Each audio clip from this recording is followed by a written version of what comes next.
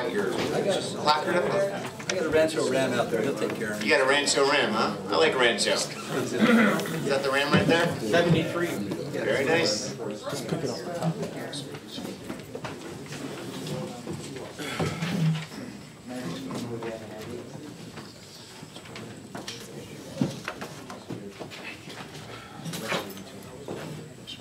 Just a reminder, Mr. Churchill is abstaining from this panel. Am I correct? Okay. All right. So since we start, are we ready? Yes. All right. Well, my ladies aren't here, so I'm going to go ahead and start with the gentleman. Mr. Assad, go ahead and let's start with you. You have the microphone, and we'll get started. Okay. Thank You you, missed Chris. 30 seconds, Chris.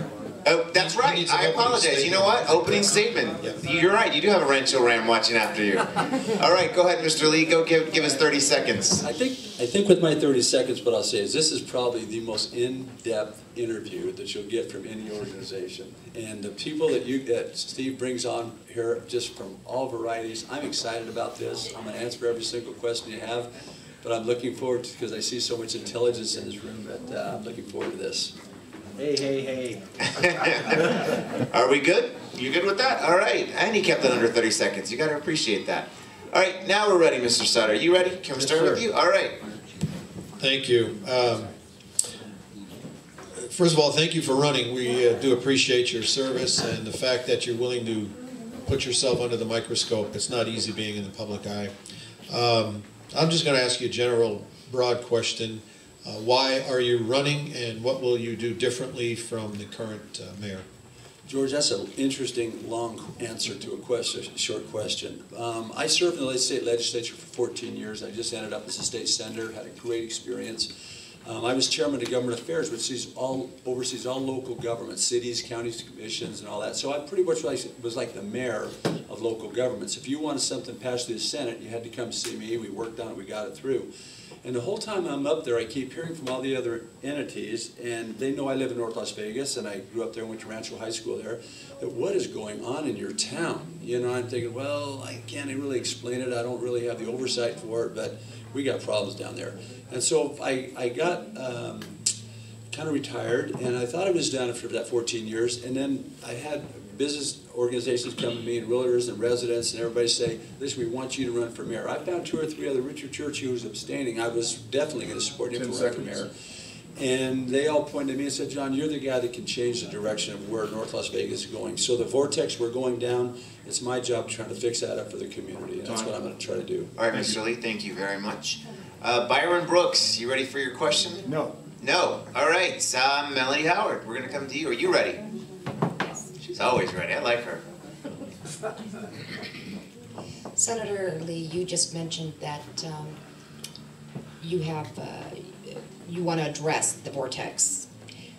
Do you have any particular ideas in mind on how to reduce all the red tape, and how would you do that? Oh, that's a great question. I'm so scared about your timing. I mean, Oh. 1 minute. Don't be scared. You've been doing great. You've been keeping it under. But last session, I'm a small business owner myself. I have interest in different businesses, but the one that got me the most was my plumbing company, Vegas Plumbing.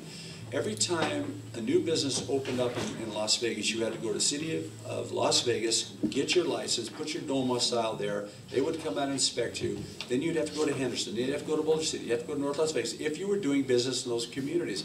I put a bill out that passed and signed by the governor. It says from now on you can go to one entity. You can do your Secretary of State stuff there. You can check the domicile, like the city of Las Vegas, if that's where your business is, and then check a box to every other entity that you want to go to. They'll collect all the money there, and then they'll disperse that money out to other locations. So that red tape is a huge issue in North Las Vegas's problem right now of why they're not doing more business. And I'm very cognizant of that. Thank you, Mr. Lee. Mr. Lara. Thank you, Senator. I want to get right to the heart of the issue with North Las Vegas. That's their financial mess. And there's several issues. One is the pay and salaries there. And 2 is their management, and obviously stuck with some decisions from past government there.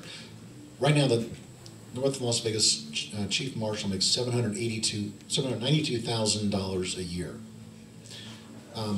John Oseguera, as Assistant Fire Chief, makes $452,000 a year. We have a building there that's a $180 million brand new building. It's not even used. Half of it's empty. I've been in there all the time. I have a business in North Las Vegas. I deal with this all the time. Is it time to get rid of the building? Number one, it's irresponsible to have a $180 million building that we don't even have, we're not even using most of it, or at least rent out the space. Number two, those salaries, isn't that the real problem with our budget there, is these salaries are out of control and they need to be brought in line with the private sector. Thank you. Good question. I need to separate. I was going to ask you, it's 2 questions there, so to be fair, I'm going to give him 2 minutes to answer that. Let me separate both those questions. First off, the reason North Las Vegas is in the situation it is, it started believing its own press releases. It was sending out press releases, we're the fastest growing city in the nation. We can't be disturbed. Nobody will ever catch us again. We're going to be the city of the future and all that kind of stuff. And so they started, sending those press releases out there. And then they said, they started to negotiate with the city of Las Vegas about the sewer fees. And we weren't in a position to even care about building a sewer plant at the time. But since we were going to be the most powerful city and all these press releases went out, they said, well, let's just build our own. We could shut that down and hook right on the city of Las Vegas again and not miss a beat, But now we have a sanitation department that we have to pay for 28 years for. The life expectancy is 25 years, so we got that. Then we went back to our old city hall and sent out some more press releases. Said, we're the greatest city in America now and the fastest growing. We need a new city hall. So they went out there, put a lot of money, got another bond, and they built that. They left the old city hall over there doing nothing, and it's just sitting there. And then we've got a regional park that, we'll pony up with the federal government, and we'll go out there and we'll run that park. But they can't run the park the way their manager, their mayor, I should say, is doing. North Las Vegas's issue is this: it has no leadership, it has no vision. Sherry Buck herself, if she would borrow somebody else's vision, I would be a little bit excited. But it's just sit there, do nothing, and eventually deteriorate. Once North Las Vegas deteriorates, it becomes decertified, becomes a town board in the city, Clark County, and then all the money and all the revenue comes out of North Las Vegas will go out to the Strip or somewhere else. They're not going to invest back in North Las Vegas. As far as the wages, so let me say this. So the building spree we went on was the problem that North Las Vegas has. It wasn't the firefighters and it wasn't the police. Yet, there is an issue there of those wages, but don't ever blame the police and the firefighters for the situation we're in. Sherry Buck negotiated every single one of those contracts. She's responsible for the situation that the city's in. I'm not privileged yet to know exactly what everybody's paying and what everybody's getting. But I can tell you this, I have talked to the firefighters, and I have been endorsed by the police and the supervisors. We're going to sit down. We understand you just get to the top sometimes, and you're there. They realize your time for those questions. You have a question. All right, so we're gonna go to this side. Sorry, Mr. Darby, I'll get back to you. You have a question also. All right, so can I finish this side? All right, let me finish this side. I'm gonna go. You know what? You're out of time. Yeah, I'm sorry, I can't do that. I'm going to go with you, Ms. Berg, because you didn't ask questions in the last forum. So I'll go back to you, Mr. Darby, right after this. Morning, John. Hello, Travis. Nice to see you. Nice to see you, too. Just for giggles, why does North Las Vegas exist as a city? And I don't mean today. How did it get started as a separate city? What was really going on there? And then bring us up to the current. Well, and the follow-on is, should North Las Vegas be merged into a metropolitan city? North Las Vegas is a unique location. It was a bedroom city to Las Vegas. But the people who lived in North Las Vegas didn't really want to ever be Las Vegas. We had Nellis Air Force Base. You remember, Travis, when we were younger, that we had a vibrant community out there. When the test site was going full bore. In fact, let me go a step further. So while we were going to junior high school, we had some very intelligent kids at our schools. And it was the scientists and it was the doctors and the PhDs were out at the test site. Then one day they shut down the test site, and us at Jim Bridger looked around and go, where'd all the smart kids go? Because there was no more jobs. These people all left, and it kind of left us in alerts as far as high intellect people in our schools. But North Las Vegas exists because it wants to have its own identity. It doesn't want to be Las Vegas. It doesn't want that. We are not a bedroom community to Las Vegas. We are going to be the future of the valley. 55% of land in North Las Vegas has never been built on, Travis. We're going to be the future. All roads to success now lead to North Las Vegas. All right, Mr. Darby.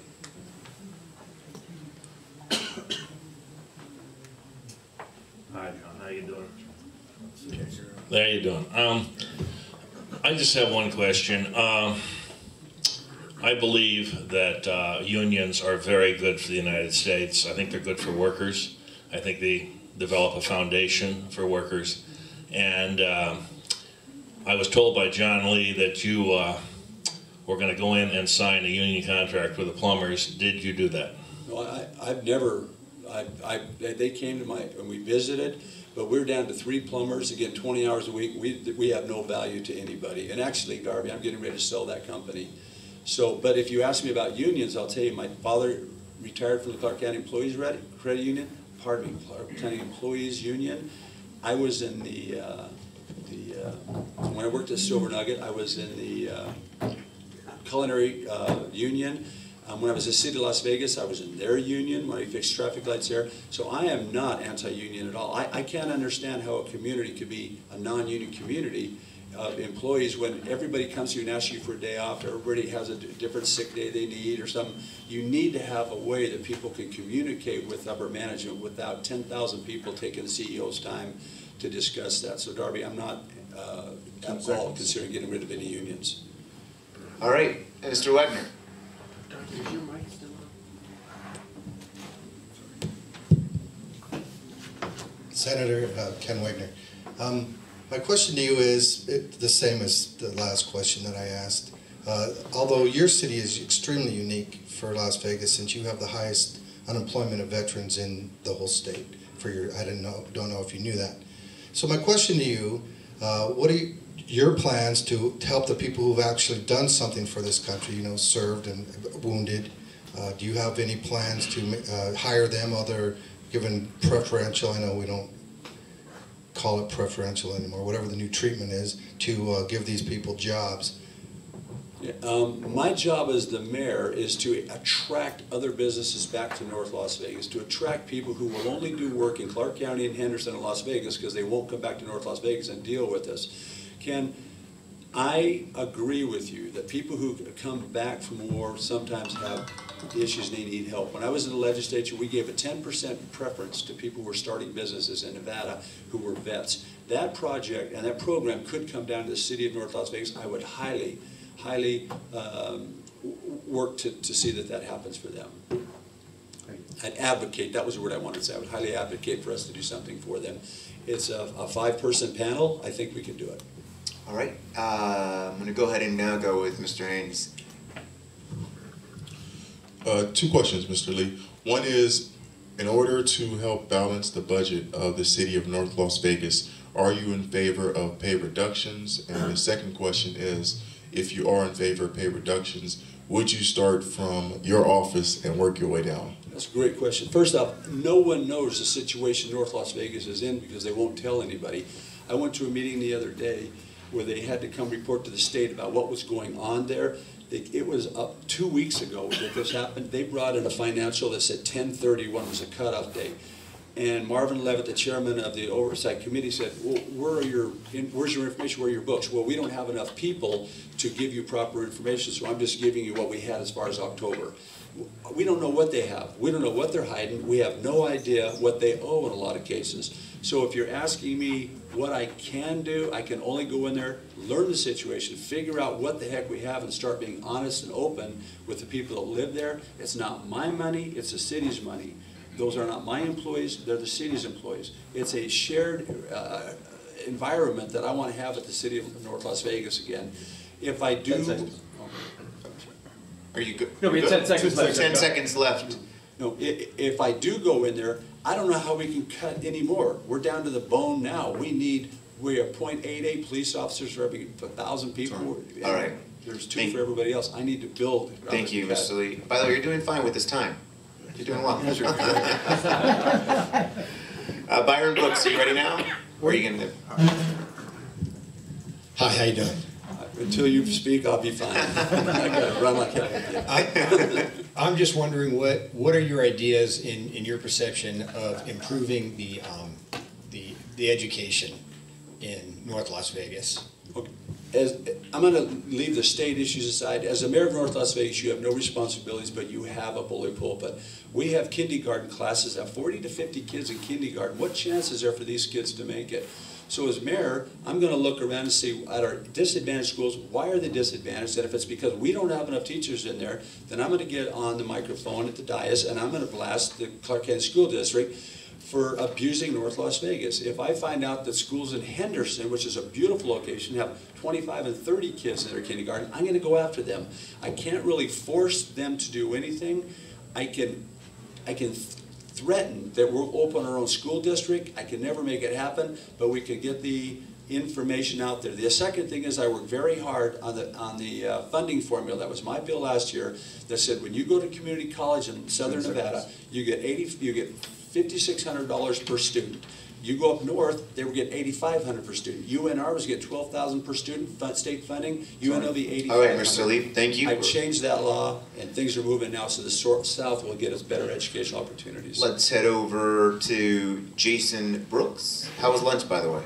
Oh, it was good. Good? Yeah, Just checking. that was from 10 o'clock. It was a little cold, but Just checking. had to get through that. Good hot dogs, by the way. Chris, keep talking. I'm catching my breath. You're doing well. Would you like some water, actually? Are you good? Forget you're the only one up here. All right, go ahead, Jason. Take a deep breath, sir. You're right, Mr. Lee. Thank you, Senator. Actually, I'll just follow on to what you were saying, because you touched base. My brother brought up the education point up there, and you started talking about different areas. What I'd like to talk about is some veterans education benefits. I mean, we all know veterans come back disabled. The VA they do some programs, but the state itself really doesn't have a lot to follow up. I know you're not up at the state level anymore, but we start with the cities and talk about what kind of things you can help veterans to get into the community college to actually help pay for that stuff. A lot of disabled veterans who aren't getting the money, they can't work. There's a big time lapse between when we put in our claims and when we actually start getting paid. Some of us want to go back to school, get educations, but we don't have the money for that, and grants take forever. What kind of programs can you put forth from the city to actually help them get in community college to further their education to get better jobs? Wonderful question. Mike Richards is the president of CSN. He's going to be coming, we're going to be seeing each other in about a week or two. We work very closely on a lot of community college issues. I want to put in a board that sits in the community college board that are North Las Vegas businesses or people, attractors to the community who can say, if we're going to take this town, and John, we're going to work with you to pull it out, we need to have some say in the community college system. So my goal is to find those kind of people that are benefactors of good workers in North Las Vegas and attract them to sit on this board, work with Mike Richards, and actually start asking for their advice and then start reaching out to them for services. As I start to attract more business to our community, I want to put those people on that board so we can start building the infrastructure they need to get these students that they need out into their businesses. Thank you. Thank you, Mr. Lee. All right, Karen, you have a question. You saved the best for last, right? I don't know, did you want to ask? Here, ask the first one. You were busy in the background when we started. Let's see what happens when I don't pay attention. Thank you for joining us again this afternoon. Could you tell us, I missed your introduction, so I don't know if you covered this in your introduction. Tell us what offices you've held, why you're running now, and address the issue that you might appear to be a career politician, chasing offices that are available. I don't need to be in politics, okay? I have sufficient for my needs. I just happen to be one of those people. We grew up in North Las Vegas. All we ever did was contribute our lives to things. My mother was in charge of handicapped swimming, Special Olympics, and then she was also 30 years for the Red Cross in teaching swimming. I personally am an executive on the executive board of the Boy Scouts. I was on the Parks and Recreation Commission. I was on the Parking Traffic Commission. I just go along doing things. When I find out things aren't being fixed or nobody's working on them, I get excited and say, well, if nobody else will lead, I'll lead. But I don't need to lead. I'd like to follow a good person, and help them and support them.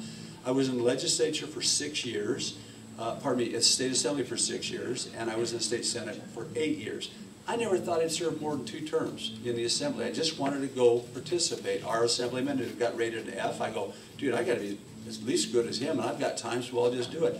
So I come home, and I'm done. I'm happy to be done. I've given my public service. 10 seconds.